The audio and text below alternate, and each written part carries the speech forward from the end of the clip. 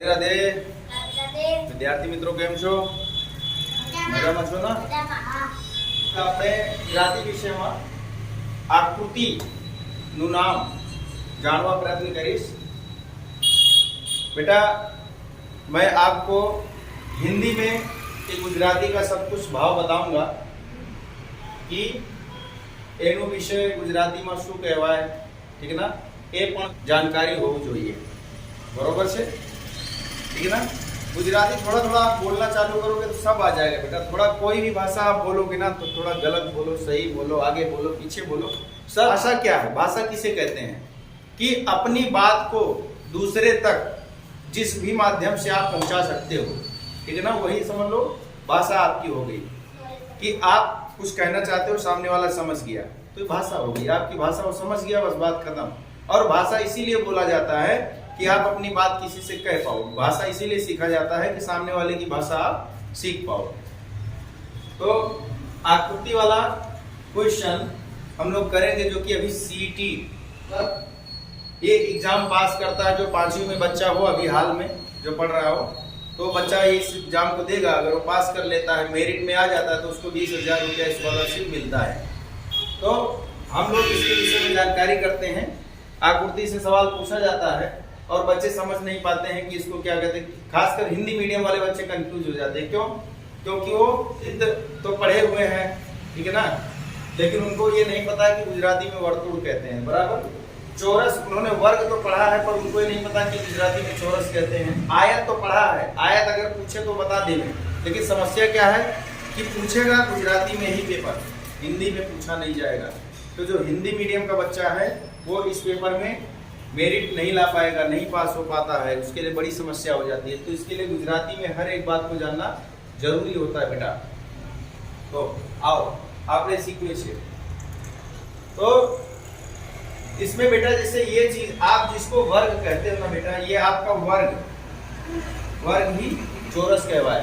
गुजराती में चौरस एटले शू?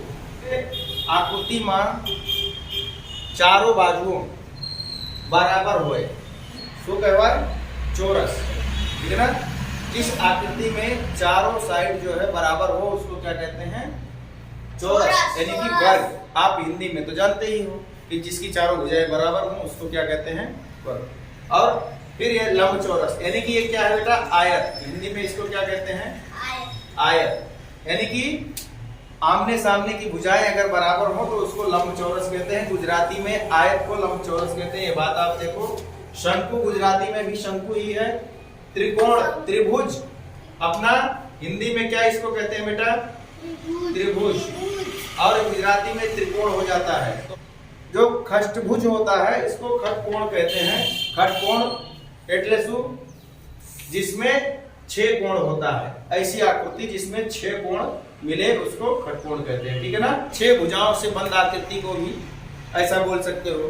अच्छा, इसमें सब कोण कह दिया है तो कोण अगर आ गया तो 6 कोणों वाली आकृति, ठीक है ना।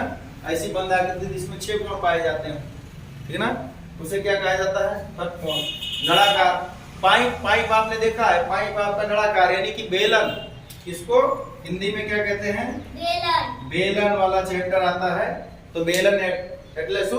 नळाकार, ठीक है ना। तो थोड़ा थोड़ा बेटा गुजराती भी बोलते रहो, सीखते रहो। लंबगोल यानी कि अंडाकार, कौन सी आकृति? अंडाकार। अपने हिंदी में इसको क्या कहते हैं? अंडाकार जैसी आकृति। और वर्तुड़ को वृत्त कहते हैं। तो टेंशन लेवानी जरूरत नहीं, मस्त रीते गुजराती भणो અને आगे बढ़ो, ठीक है ना। हाँ, बढ़ता जाओ, पढ़ता जाओ, समझ गए ना। तो आपको टेंशन लेने की जरूरत नहीं। थोड़ा थोड़ा आप लोग केम छो, क्या जाओ छो, घरे आओ जो हमारी बात सांभो, ठीक है ना। कुछ ना कुछ बोलते रहो, जो आपके मन में आया बेटा धीरे धीरे सीख जाओगे।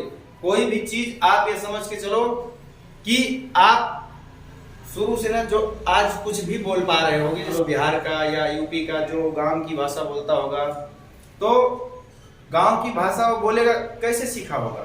उसको कुछ वो सीख के थोड़ी आया था, सुन के। सुनो बोलो, सुनो बोलो, जो भी बोलो सही बोलो, सब आ जाएगा। राधे राधे, जय श्री राम। जय श्री राम।